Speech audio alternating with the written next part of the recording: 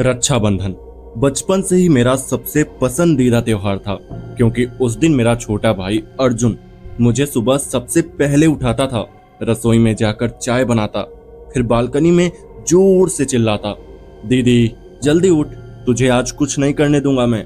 हम दोनों की उम्र में बस 2 साल का फर्क था, लेकिन रिश्ता जैसे जुड़वा आत्माओं का। हर साल मैं उसकी कलाई पर राखी बांधती और वो मजाक में बोलता, अगले जन्म में मैं तेरी बड़ी बहन बनूंगा। हम दोनों हंसते और फिर वो मुझे वही कहता कि हमेशा तेरा साथ दूंगा दीदी, हमेशा। पर इस बार कोई मुझे उठाने नहीं आया, कोई चाय नहीं बनी, कोई मुझे चिढ़ाने नहीं आया, क्योंकि इस बार अर्जुन नहीं था। ये सब 3 महीने पहले हुआ था। अर्जुन अपनी नौकरी से वापस घर लौट रहा था। शाम के 7:30 बजे थे। मैंने उसे कॉल किया तो बोला कि बस 10 मिनट दीदी, आ रहा हूँ। लेकिन वो 10 मिनट कभी पूरे नहीं हुए। सड़क पर तेजी से आते एक ट्रक ने उसकी बाइक को सीधा टक्कर मारी थी। अर्जुन की मौके पर ही मौत हो गई। मैं अस्पताल पहुंची। उसका चेहरा खून से सना था, लेकिन मुस्कान हल्की सी बाकी थी, जैसे कह रहा हो कि मैंने वादा नहीं तोड़ा दीदी। वो दिन हमारी जिंदगी का सबसे लंबा दिन था। माँ हिल भी नहीं पा रही थी, पापा पत्थर जैसे खड़े थे, और मैं कुछ महसूस ही नहीं कर पा रही थी। हमेशा जिंदा दिल रहने वाला मेरा भाई अब एक फ्रेम में बंद हो गया था। और आज रक्षाबंधन का दिन है। पूरा घर खामोश है, कोई बात नहीं कर रहा, कोई रसोई में नहीं जा रहा। माँ की आंखें सूखी है, लेकिन चेहरे पर दर्द साफ है। पापा सुबह से ही मंदिर चले गए, शायद भगवान से जवाब मांगने। मैं अपने कमरे में अकेली बैठी हूँ। सामने वही पुराना थाल रखा है, राखी, चावल, रोली और अर्जुन की एक पुरानी टी शर्ट। मैंने वही पहनी है आज। उसकी खुशबू अब भी उसमें बाकी है। मैंने उसकी तस्वीर के सामने राखी रखी और थरथराती आवाज में बोली, भाई तूने वादा किया था ना, मैंने तुझसे सिर्फ एक बार कहा था कि कभी छोड़ के मत जाना, और तू चला गया।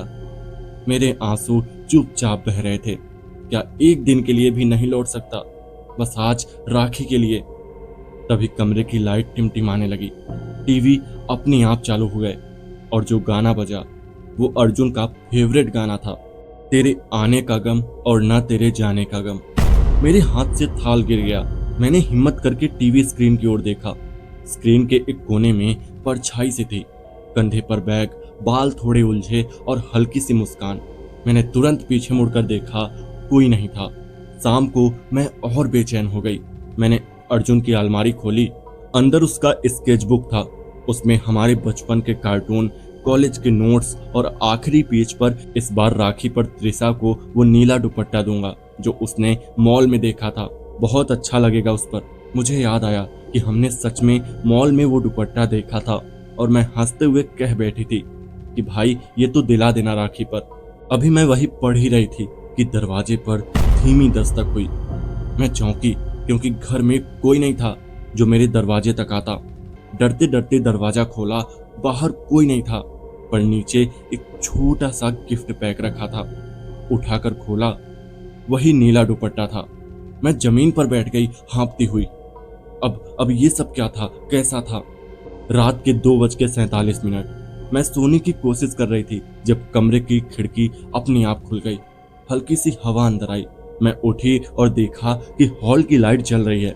जब वहां पहुंची तो अर्जुन के फोटो के सामने एक राखी रखी थी, वही राखी जो मैंने दिन में थाल में रखी थी। उसके बगल में एक छोटी सी पर्ची थी। कसम निभानी थी ना मुझे, तो आ गया, बस एक बार आया हूँ। मैं सिसकने लगी। मैंने मम्मी पापा को जगाया और सब बताया।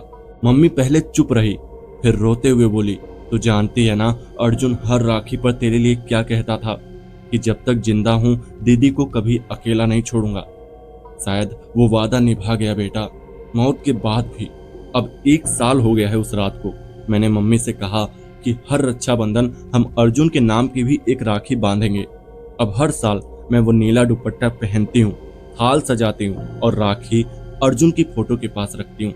और हर साल जैसे ही राखी उसके पास रखती हूँ, एक हल्की सी हवा चलती है, जैसे कोई चुपचाप मेरे सिर पर हाथ रख रहा हो, फिर धीरे से कान में कहता हो, मैं आज भी हूँ दीदी, राखी का वादा निभाने के लिए लौटा हूँ।